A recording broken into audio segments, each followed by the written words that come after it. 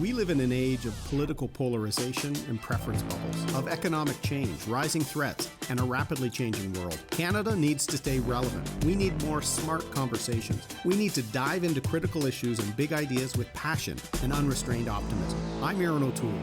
Welcome to the Blue Skies Podcast. Welcome, and thank you for joining us for this special Remembrance Day edition of Blue Skies, hosted by the Honorable Erin O'Toole. But I'm Melanie Paradis, the President of Texture Communications. We're doing a little bit of a takeover here. I'm the former Director of Communications for Erin O'Toole. And over our years working together, I have heard Erin tell countless stories of veterans. And I'm so honored to be here today to guide a conversation with him for Remembrance Day. Erin is now the President and Managing Director of ADIT North America. But in your past roles, Erin, you served as a member of parliament, as the leader of the official opposition. You were also the first veteran in a generation to serve as the Minister of Veterans Affairs. You have been a lifelong advocate for Canada's military families, including through your work with the True Patriot Love Foundation. You've served, you've met veterans across generations, and you've stood at ceremonies from coast to coast to coast in Canada and around the world. But not every Canadian knows who to remember on Remembrance Day. Not everyone has someone in their life who served. So, on a day that means so much to so many, we wanted to talk about some of the veterans whose stories have impacted you throughout your life and who still inspire you today. And maybe some of the Canadians listening will carry those stories with them today and in the years ahead so that they also have someone to remember.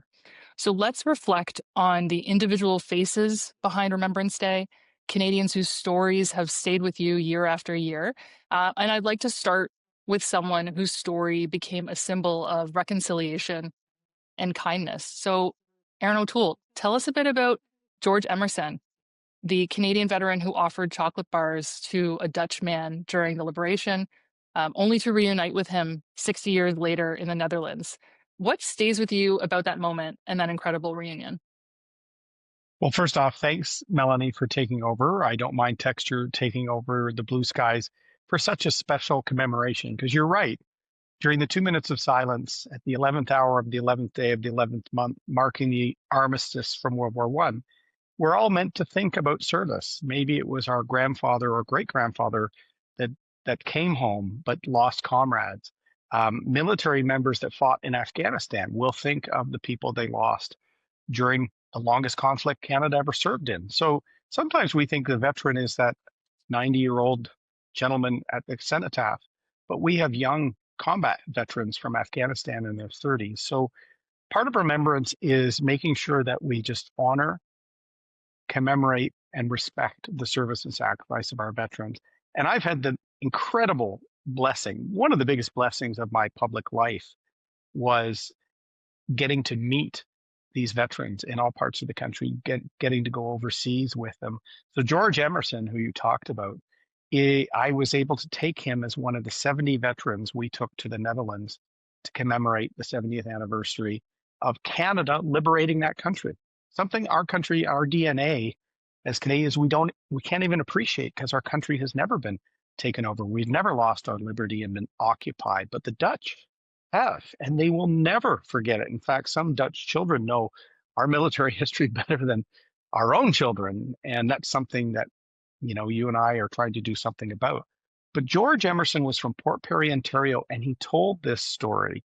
He was a driver working with Army Logistics as Canadians were liberating the Netherlands.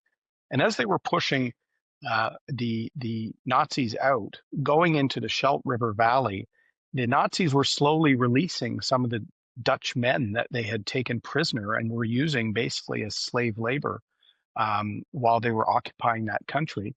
And so there was a lot of these displaced people wandering through, and George Emerson and his Canadian comrades found this gentleman named Hank. He was emaciated, had no bearings, and wanted just to walk home. He was only a few years younger than George, who at the time I think was 19. So George sat him down, fed him, gave him one of their maps, and helped him plan a route so he could go home where he was taken captive by the Nazis. And then for the long journey that he'd be walking, he wasn't calling an Uber, he was going to be walking back. George sent him on his way with the rations he had, which were 2 chocolate bars. Fast forward 65 years, Melanie, and George Emerson was speaking about his service in the Netherlands at an event in Whitby, Ontario, just a little bit south of where he lived in Port Perry. And as he told the story of the Dutch gentleman, Hank, with the chocolate bars, a woman started crying nearby him. And as he finished his story, she came over and she said, "My God, that was my father." Oh my God. So Hank had not only remembered the kindness of that Canadian soldier, a few years later, like thousands of other Dutch families, they emigrated to Canada.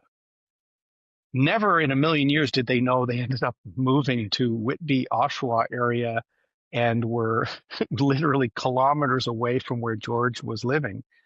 And that daughter, Hillary Carnegie, grew up as Hillary Metzler. His name was Hank Metzler. And by the time, thank goodness, Hillary heard George's story and knew that this Canadian soldier who had basically, she'd heard about all of her life because her family had relocated to Canada. They were able to unite Hank and George. By then, Hank was older and infirm and in a senior's home. And so every day for the next 4 or 5 years until Hank passed, George Emerson would stop by on Remembrance Day with 2 chocolate bars and visit with Hank. So when I heard that story, I thought it was so magical that normally I wouldn't call members of the press gallery because I tried to avoid them most of the time. I called, I think Tonda McCharles and I think somebody, maybe Mercedes Stevenson, who was at CTV at the time, and both the Star and CTV captured this story while it was still possible. Hank passed away a few years later. George passed away at almost 101 just 2 years ago. But these moments in time are really the stories of freedom, the stories of liberation. So George Emerson and the 2 chocolate bars and Hank Metzler and that connection between Canada and the Netherlands is something I'll be thinking of tomorrow and most days. What a great story. You're going to have me crying by the end of this, I'm sure. What a great one to start with. Um, Another story that you've shared before is that of Fred Barnard of the Queen's Old Rifles, who landed in the first wave on D-Day and witnessed his own brother fall on Juno Beach. What did Fred teach you about courage and grief? Well, whenever you think of Juno Beach and D-Day, really the world we live in today was shaped by June 6, 1944. It was shaped by D-Day. And Canada, we often talk about us not punching above our weight, or punching our weight on the world seat. We had one of the beaches in the Normandy landings. The Americans had 2, Omaha and Utah. Golden? Utah. Yeah, and the British had Golden and Sword, and we had Juno. And people kind of forget the fact that we played an outsized role, quite frankly, for our nation. And of the people that fought in the Normandy campaign, a very small relative number of Canadians landed in the first wave, literally what we think of as the iconic landing craft coming ashore at Juno Beach. But the Queen's Own Rifles, one of, a Toronto-based regiment, one of Canada's oldest regiments, was one of those.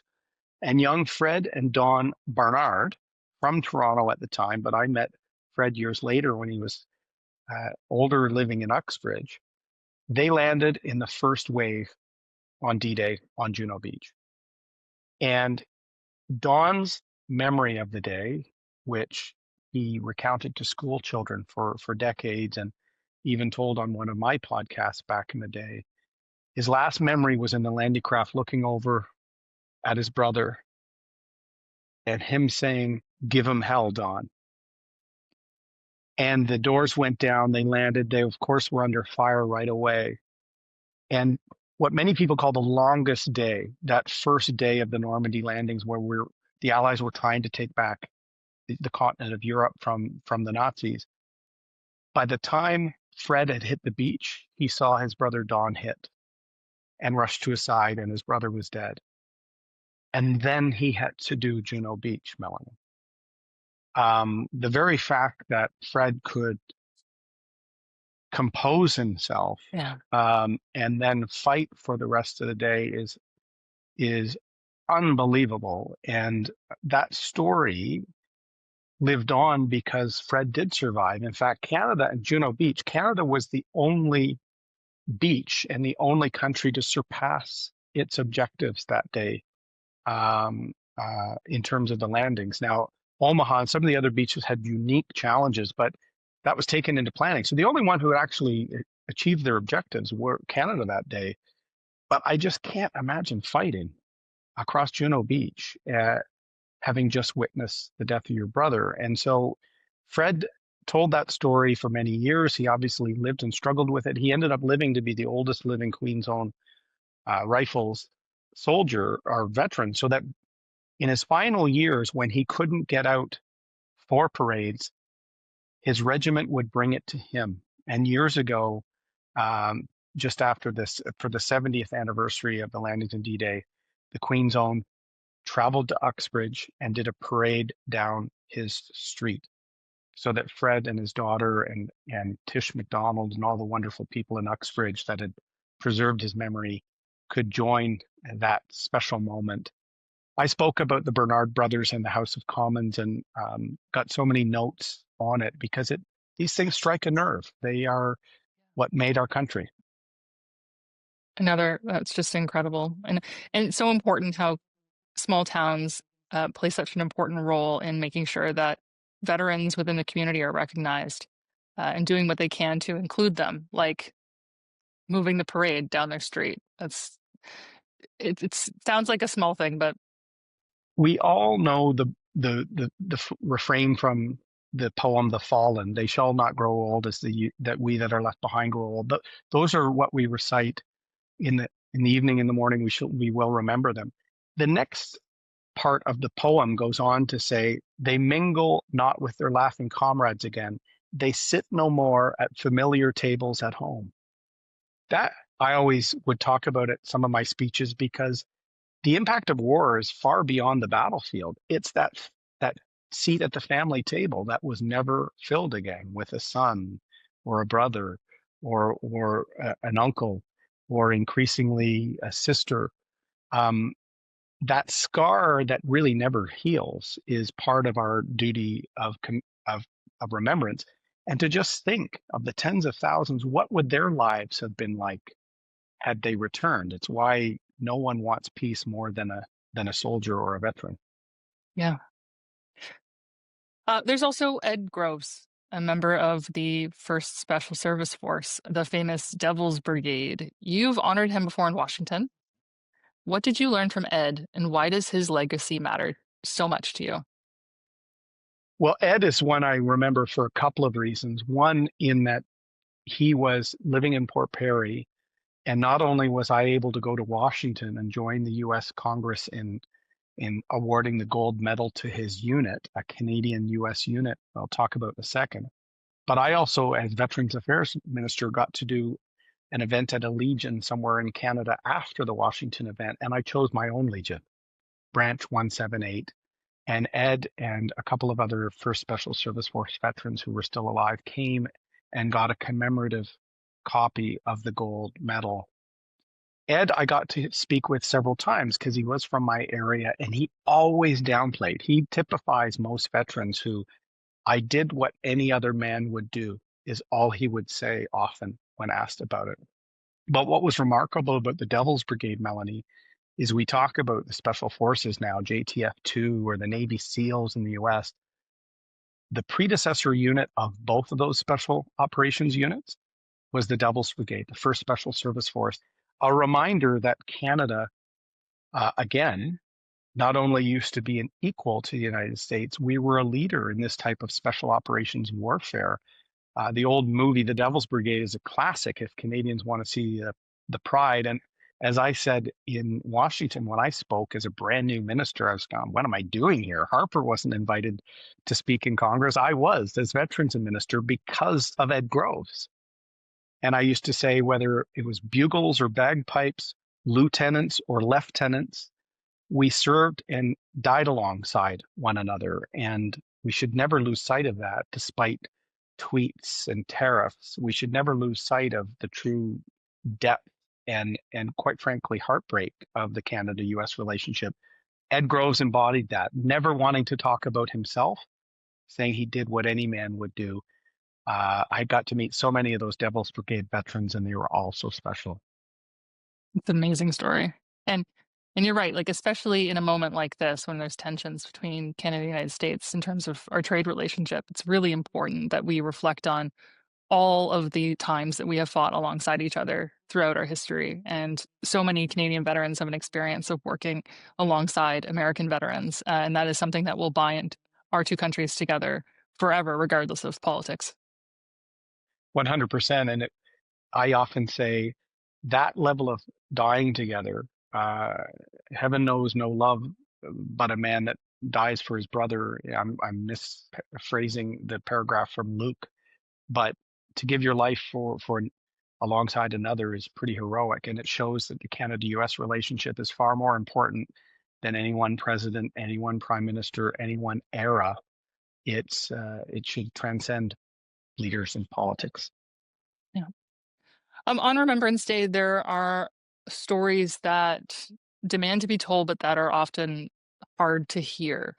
I'm thinking now about Chick Goodman, one of the Canadians who helped liberate Camp Westerbork in Holland, the same transit camp that Anne Frank had passed through. What did his story represent to you? Chick Goodman was an exceptional example of how Canada helped uh, stop the Holocaust and stop barbarism at its worst form of humanity. And in this age of growing anti-Semitism and that age-old uh, hatred that is you're seeing online and things against the Jewish people, we should give a moment to think about how Chick Goodman and his Canadian comrades, as they were liberating the Netherlands, they liberated this camp, Camp Westerbork. And transit camp was one of the camps where they would round up the Jews and gypsies and other sort of people that the Nazis wanted to relocate, and we then know exterminate under their horrific plans with the Holocaust.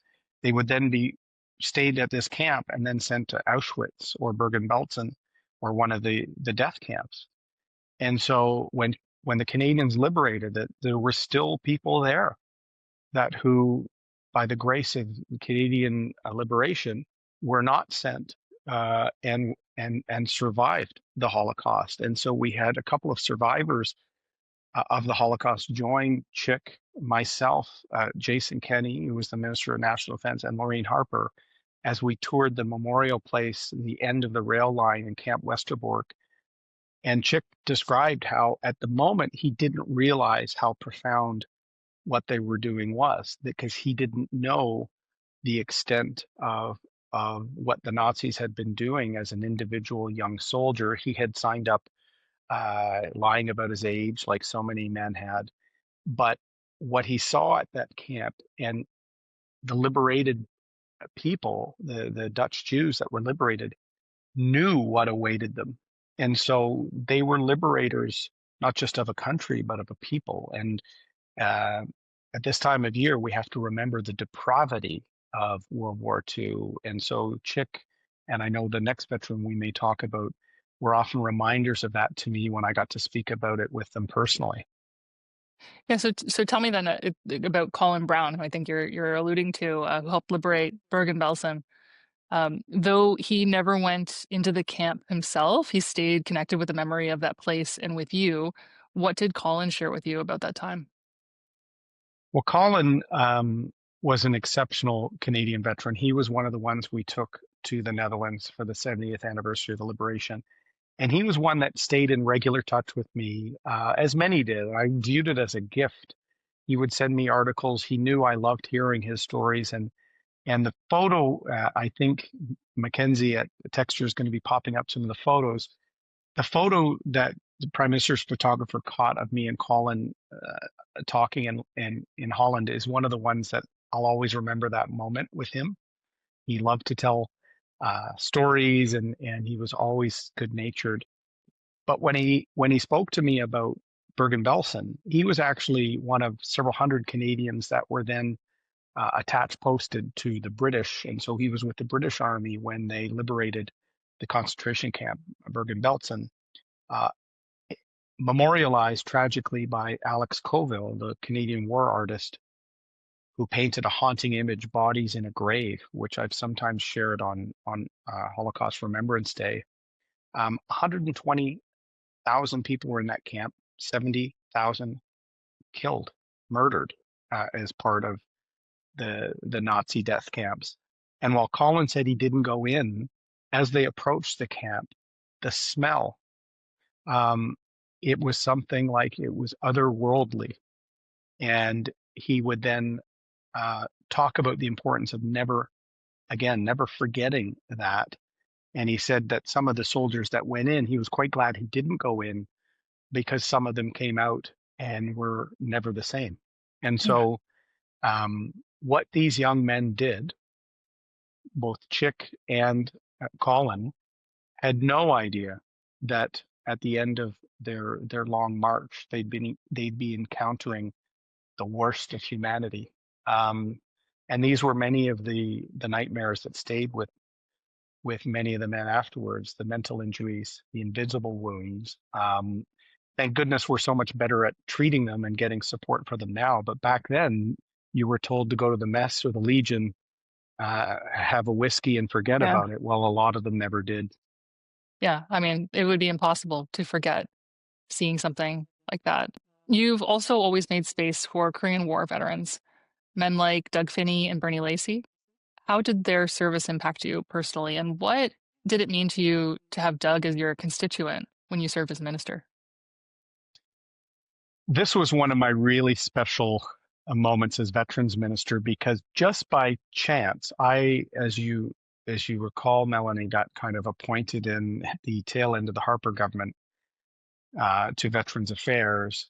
And just by chance, my constituent, whom I knew as a veteran myself, and I'd been active as an MP with Remembrance and things, Doug Finney was president of the Korean War Veterans Association, the KVA, um, and happened to be in Curtis. So I lived in Curtis, Doug lived in Curtis, and we were going around the country and even to South Korea together, and we're both guys from Curtis, which I thought was amazing. And Doug was amazing himself. So as the head of that association, he helped get the Korean War Memorial Gardens just outside of Brantford built, and kind of reinvigorated remembrance of what often people call the Forgotten War. Mhm. You know, the Forgotten War, because it happened just a few years after the World War II, and because it was kind of under the auspices of the UN, but it was not UN peacekeeping, it was a war. It was often overlooked, and many veterans of that conflict felt um, they they didn't get the credibility from World War II veterans, even though some fought in both, actually, and we'll talk about one of those later on. Um, it was often forgotten. So Doug did a lot personally to overturn that, and I got to go to South Korea before becoming veterans minister and mention Doug Finney's name before I became minister, because Harper sent me there to help finalize the free trade agreement, which was kind of stuck in their National Assembly. So our first free trade agreement in Asia was with South Korea, a country we helped liberate. 513 Canadians died in Korea, battled Kapyong, which the US president gave a commendation to the PPCLI for their bravery there. There's some incredible Canadian exploits at Korea. And my friend Doug Finney helped memorialize that better. And as his friend Bernie Lacey, I was giving Doug an award in my riding office one day, and Doug and Bernie Lacey, his Korean War veteran, they were sitting in their green blazers. And an artist who I used to put local art on the walls of my constituency office, Karo Matsuyama, an artist from Skugog, saw these two gentlemen sitting next to other with their medals and the green jackets, that she painted a portrait Oh, of them. which I then hung in my office for years to come. And Doug loved the fact that I was on his wall in Ottawa. Just amazing, amazing gentleman. And Doug passed a few years ago, but we were able to make sure he was in Sunnybrook and getting the care he needed. It's wonderful. Um, One veteran that I've heard you speak about extensively over the years in politics is Tommy Prince. And so you've always been passionate about sharing the story of Indigenous veterans as well. So what is it about his story that inspires you? Well, Tommy Prince is a good example, Melanie, of some of those really unique veterans that served in both wars. So Tommy Prince served in World War II and then served in Korea as well. He was a member of the 1st Special Service Force, like Ed Groves, who we talked about earlier. So Tommy Prince was our most decorated Indigenous veteran, one of our toughest and most incredible. When he was with the 1st Special Service Force, he was so good at scouting and sort of secretly observing German activities that one time he masqueraded in Italy as an Italian farmer out in the fields, but then came under watch by the Germans. So he then had to basically hide and go without support for several days before returning from his scouting mission. So he was loved by the men. He was known as the Prince of the Regiment, of course, perfect name for a nickname like that. And what has bothered me this week, I see some of the rage farmers online saying we shouldn't have an Indigenous Veterans Day. To hell not. He came back and had to sell his medals, Melanie, Tommy Prince, because he was destitute. They came home after fighting for our democracy and couldn't vote in their own democracy. So, some of these, quite frankly, ignorant people online that think recognizing that special service is some sort of form of identity politics or wokeism.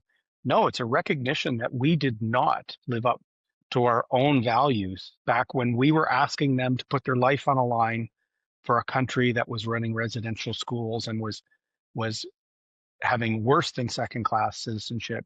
So Tommy Prince, I spoke about by name on many occasions, including in Washington.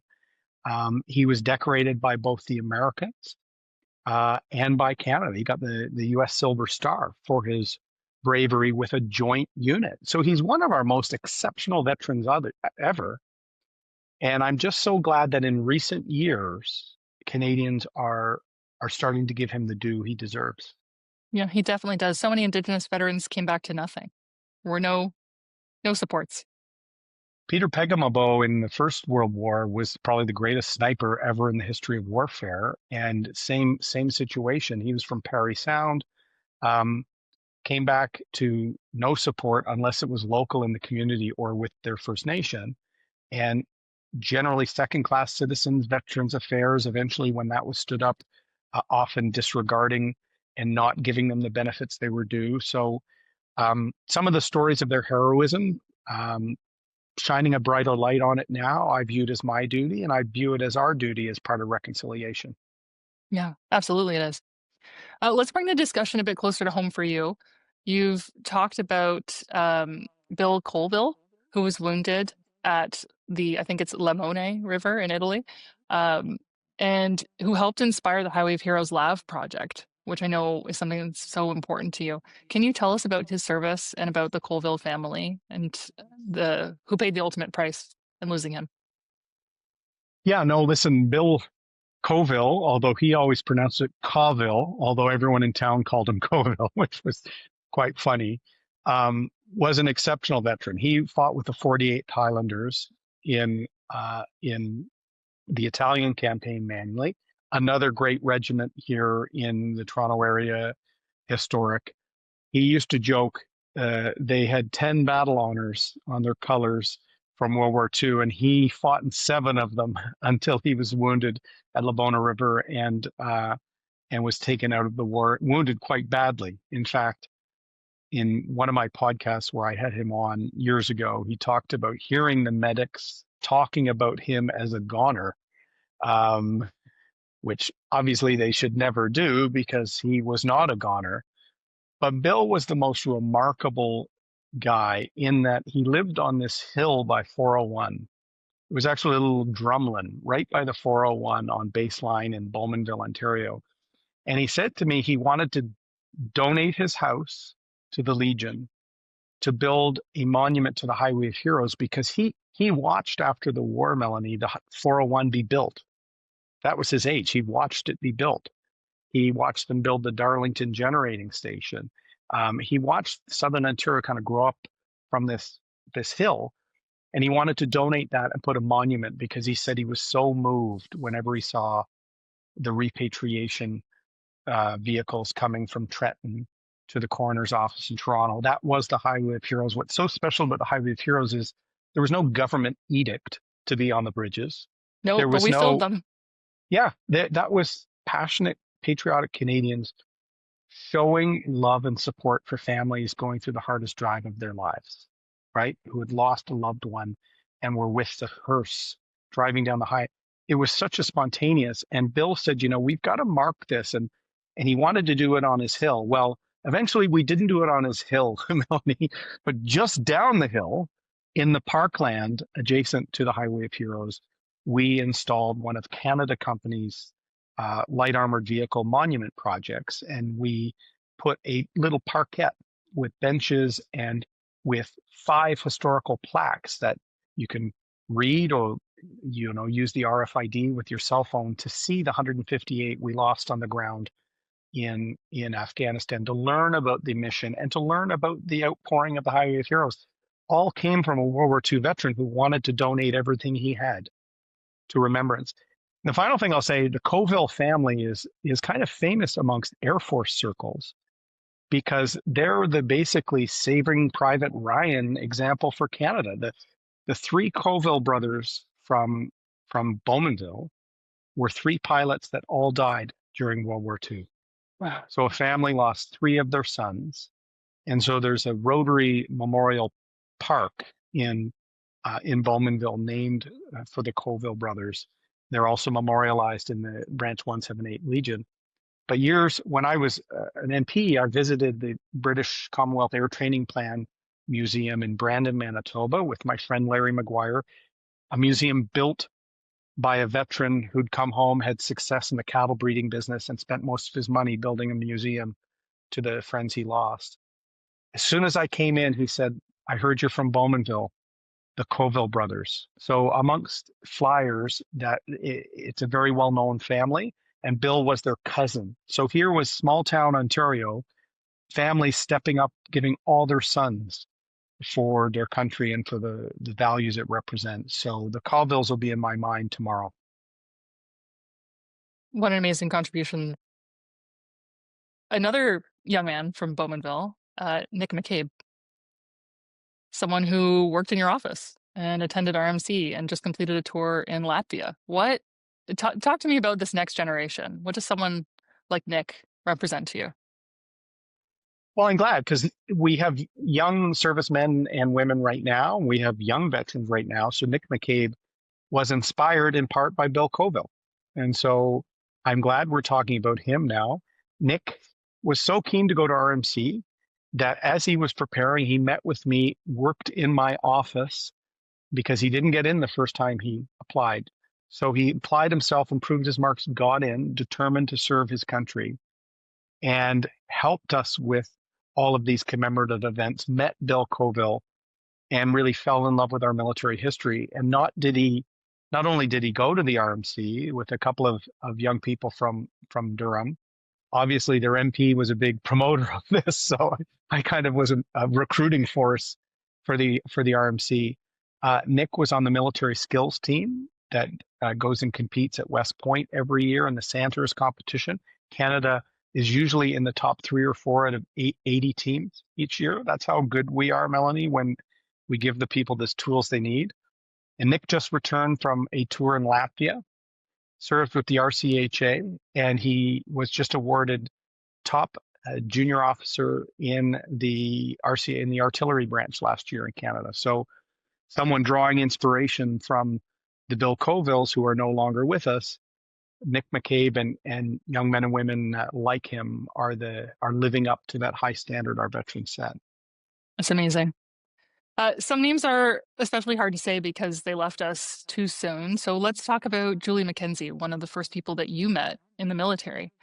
She took an iconic photo of you and your friend during training that we have used again and again throughout your elections and throughout your political career.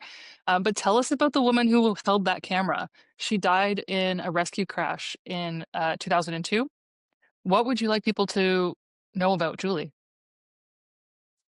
Well, first, I'm glad. I hope Mackenzie can put both the picture of Mike Roach and I eating our box lunch in the truck, because with no phones for Gen Xers, or the young kids would call me a boomer. I'm not a boomer. We didn't have phones, so I didn't have many military pictures, and all my campaign managers were saying, "Get me something of you in uniform," and I didn't have that many. Eating an apple in the back of a truck. I never saw the second picture, which I hope we show, of Julie falling asleep on the shoulder of a friend on the way back from days in the field. She took that picture, and Mike Roach shared with me years later the other side of the camera, because Julie was one of, I think, 6 women in our platoon. Her room was right above us. So when I got to 15 platoon in Chilliwack right after high school, she was one of the first people I met, and an incredible Canadian from Weyburn, Saskatchewan. She was a piper. She went to Royal Roads Military College, which was on Vancouver Island. It's no longer there, so there's just RMC now. It was a smaller one. And then she became an exceptional pilot. She flew on Sea Kings for a while before going search and rescue and flying Griffins. And she and her fellow pilot, Colin Sanoski, died tragically in Goose Bay on a search and rescue mission where they had a tail rotor failure, yet they were able to control the crash to the point that everyone in the back survived. Mm. But Julie and Colin lost their lives. And I'll never forget um, hearing a report of a crash on the news, and everyone in the military listens because you're waiting for the names. And that was the first time it was ever someone I knew. This was before the Afghanistan war. And when I gave the remembrance address as conservative leader, I spoke about Julie in the House. And I view it as my duty to keep alive the memory of exceptional people like Julie, who died at 30. Um, Talk about potential. A great pilot, a great leader. What would she have done? She gave her life for our country. So it's not just World War II, Korea, or Afghanistan. Sometimes protecting and saving people at home, it's a risky business, and they put their life on the line. They do. And it's important for all of us to continue to remember them. There's also Chris Saunders, who lost his life aboard HMCS Chicoutimi in 2004 at the age of 32, and Miles Selby, a snowbird pilot who died the same year at the age of 31. What do you remember about those two men and what they stood for? Yeah, I didn't know them as well. They were all my class from the class of 1995 at RMC, but some had gone to Royal Roads or Collège Militaire Royal, CMR in Quebec. I knew Chris and met Chris through friends. He was a young family man, a naval officer, and was just bringing back from Europe a kind of a new submarine, although they were repurposed older British submarines, the Victoria class we have now. He was on HMCS Chicoutimi when it caught fire, and he was part of the fire response crew. It had such drastic smoke inhalation that he was evacuated, but evacuated by helicopter to Ireland. So it's one of the things he died en route, and just tragic. Very well liked, an officer with huge potential. Um, and then Miles Selby was an exceptional pilot, had served in the Balkans as a tactical helicopter pilot before being, as an F-18 pilot on the Kosovo mission, I believe, and then was selected for the Snowbird. So one of our best pilots to go on the display team and the demonstration team, and tragically died in a training accident. And Miles was the only son of another Royal Canadian Air Force pilot. And I believe his father's name is Roland. I got to see them a few times when our class put their portraits on the memorial staircase in Mm. Kingston at the Royal Military College, where we honor graduates who died in the line of duty. it was heartbreaking to do that so young. They're 30, 32, 31, lives full of promise. And that's why we give one day a year, one week where we have events surrounding it. I've spoken about each of them at cenotaphs over the years as part of my duty to pass the torch of remembrance. Another name that you remember is Daryl Caswell, a young dragoon from Bowmanville who was killed in Afghanistan. His brother Logan later worked with you on the Lav Monument. What does Daryl's story and his family's say to you about sacrifice? I got to know the Caswell family quite well because while Daryl passed in 2007, many years before I was elected, he was just 25 when a very young dragoon. Um, the whole community really mourned his loss. The town shut down during his funeral, and there was already a lot of people from Bowmanville on the bridges for the Highway of Heroes, but particularly after that, when Daryl Caswell drove past his hometown on the Highway of Heroes, the Bowmanville Zoo that existed at the time had the elephant limba on the bridge alongside the fire trucks. And families have told me those gestures meant a lot when they were in a fog of grief. To see that outpouring from strangers meant a lot. A few times people said, and there was an elephant in Bowmanville because Mike Hackenberger at the Bowmanville Zoo brought the elephant out a couple of times. Just a gesture that everyone was surrounding them. And Logan Caswell, his younger brother, who only idolized his older brother who went off to the military, went off to war, was passionate about the LAV project and became kind of the driving force behind it in our community. So remember, I talked about Bill Colville from Bowmanville, who was probably in his 90s at that point, and Logan, Daryl's younger brother, was probably in his early 20s at that time. These were people that wanted to remember Daryl's passing, and so one of the panels at the Highway of Heroes Monument tells Daryl's story. One of the tragic losses in Afghanistan, we lost 158 on the ground in country, many since as well, in what was the longest mission in Canadian Armed Forces history. So many small towns like Bowmanville, Clarington, a little bigger municipality that's in, were touched. They were the empty chairs at the familial table at home. And so the Caswells are always in the hearts of people from Bowmanville and Clarington on Remembrance Day. For those who aren't from Ontario who are listening to the podcast, the Highway of Heroes is a long stretch of the 401, the busiest highway in the country.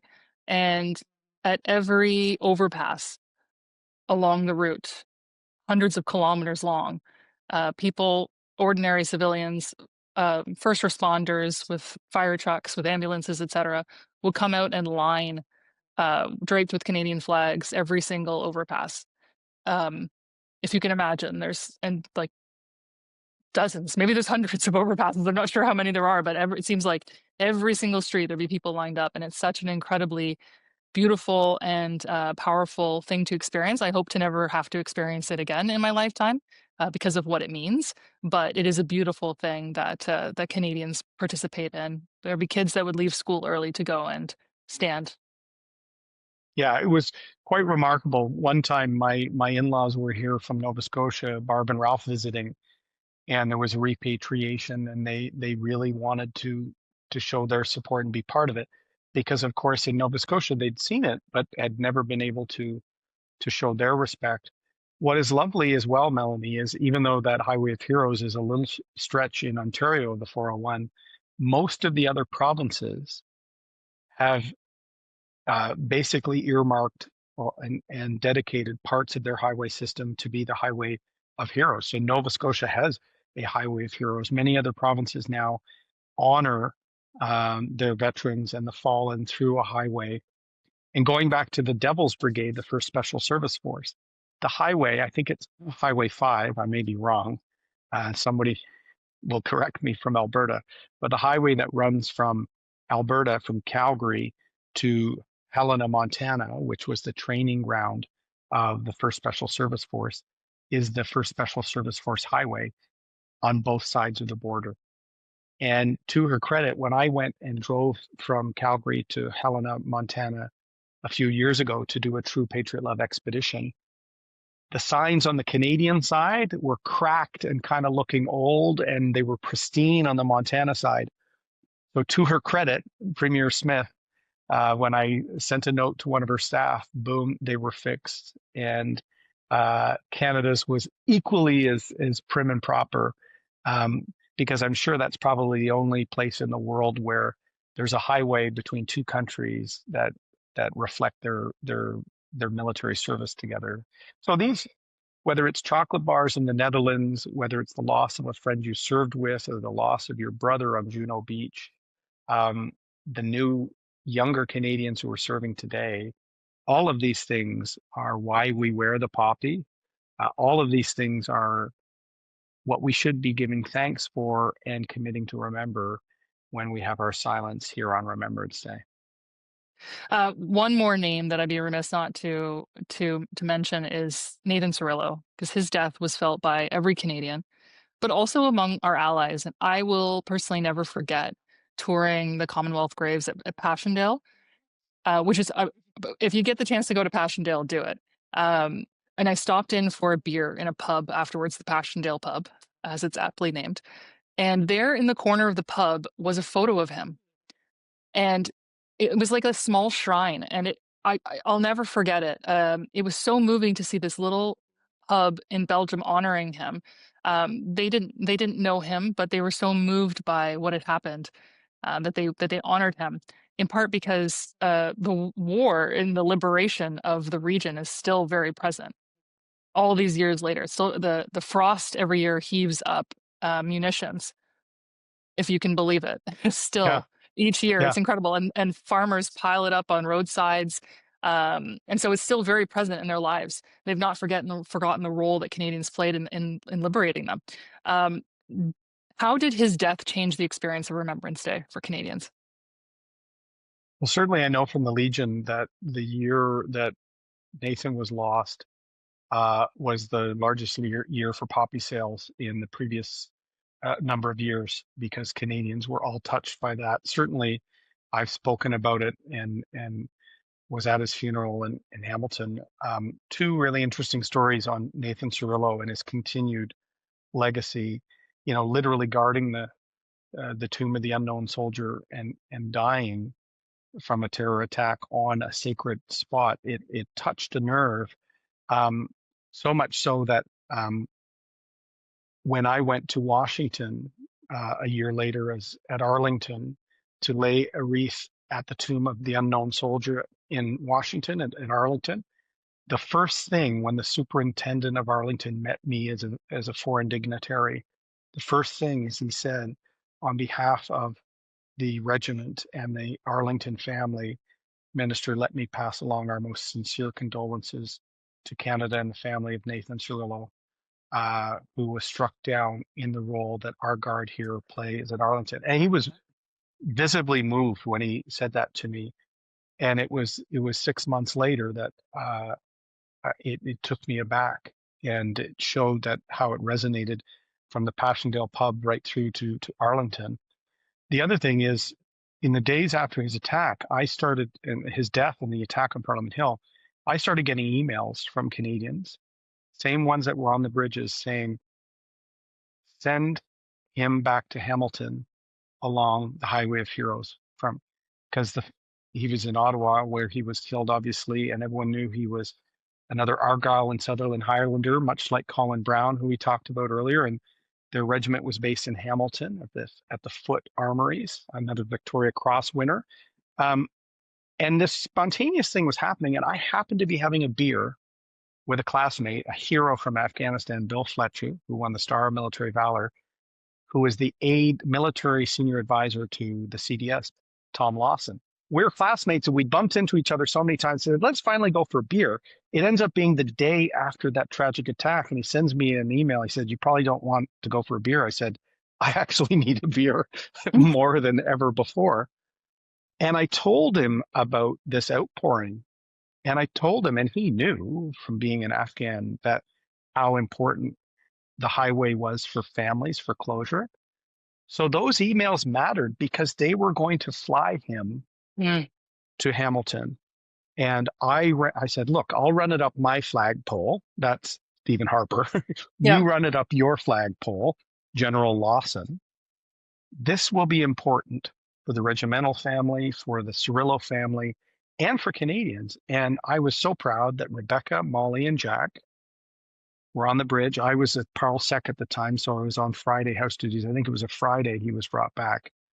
And my family was on the bridge in Bowmanville, along with dozens of others.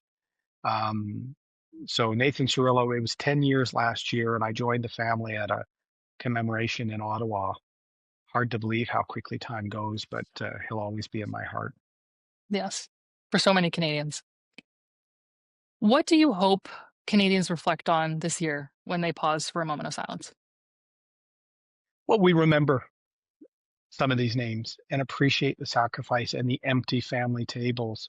When you think of the over 100,000 Canadians that have died in active service to Canada all overseas, it's because they believe in the values that our country is built upon: the rule of law, personal liberty, respect for others, respect for people to live unbridled by the aggression that we're seeing in Ukraine, for example.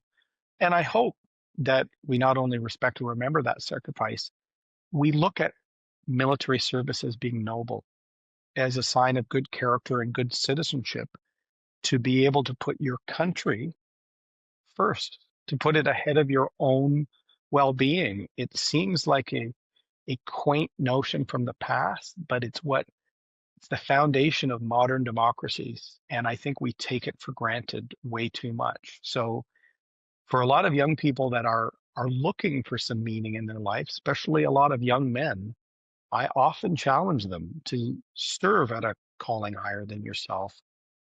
Um, I think this is a time this week for us to tell these stories of heroism, to celebrate the bravery of Canadians, and to never forget those who didn't return home to the family tables. And so, thank you for taking me through just a few of the incredible Canadians I got to meet in my public life today.